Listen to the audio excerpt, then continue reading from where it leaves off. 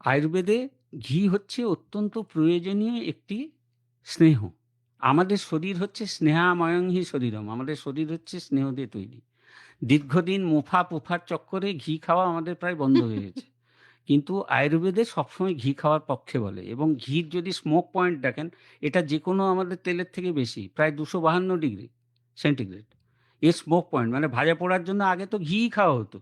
কিন্তু মুশকিলটা হচ্ছে এখন ঘি খেলে যে সমস্যাটি হচ্ছে, আপনি যে কোলেস্টেরল ইত্যাদি লিপিড বেড়ে যাওয়ার যে সমস্ত কথা বলবেন, হার্টের জন্য আপনার ডাক্তারবাবু বারণ করে দিয়েছে। আমি সবসময় একটা কথা বলব, আমার কথা শুনে আপনার ডাক্তারবাবুর কথার অমান্য করার দরকার নেই। আপনার ডাক্তারবাবু যাকে দেখাচ্ছেন তিনি যদি আপনাকে ঘি বারণ করতে বলেন, তাহলে ঘি সে কথা শুনবেন।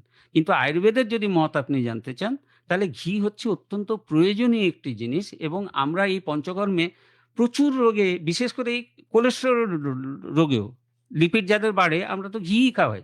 ঘি খাওয়ানোর পরেও দেখা যায় তা কমে যায়। মেডিকেটেড ঘি খাওয়াই। কিন্তু কমে যায় তাতে। ঘি অত্যন্ত প্রয়োজনীয় একটা জিনিস এবং বিভিন্ন ধরনের যে আমাদের আর্থ্রাইটিস সেখানে ঘি না খাওয়ার জন্য আমাদের এই প্রবলেমগুলি হচ্ছে।